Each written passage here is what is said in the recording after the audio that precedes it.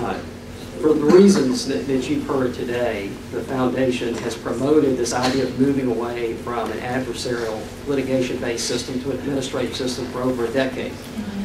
But it wasn't until a couple of years ago that we finally found a detailed plan, patient's compensation system, to implement that idea.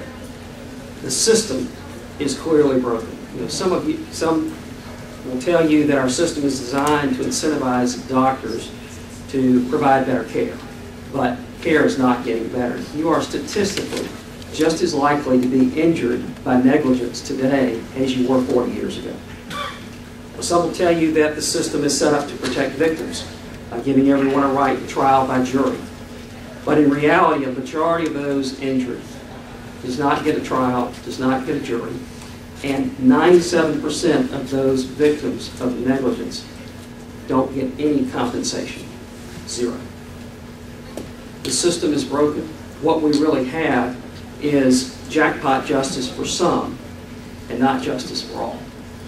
We've studied this plan in depth for 2 years, and it is fiscally sound. The bill caps the cost of the current system. And even better, one of the world's leading actuarial firms has stated that it provides the unique opportunity to more than double the amount of money going to patients while reducing the total cost of the medical malpractice system. In fact, they project that medical malpractice premiums will actually go down by 8%. And if you add those savings to the savings that are substantial from reducing offensive medicine, those savings combined will be far more than any tax cut in the history of the state of Georgia. This plan protects patients by making sure that payments to victims cannot be lower than the average for each specific injury and severity under the current system. In fact, since legal fees and court costs won't reduce victims' payments by half, as they do under the current system, the victims will get to keep more money, and they'll get it faster, 4 or 5 months instead of 4 or 5 years, so they can begin their rehabilitation soon. Finally, this plan does nothing to reduce the authority of the Georgia Composite Medical Board, which remains the only authority with duty to license healthcare providers, investigate negligence claims, and administer disciplinary actions.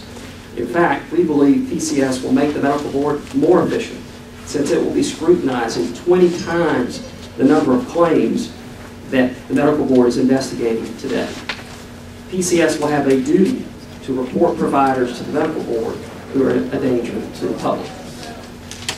I'm more excited about the impact of this idea on our state than almost anything that I've seen in the last 20 years.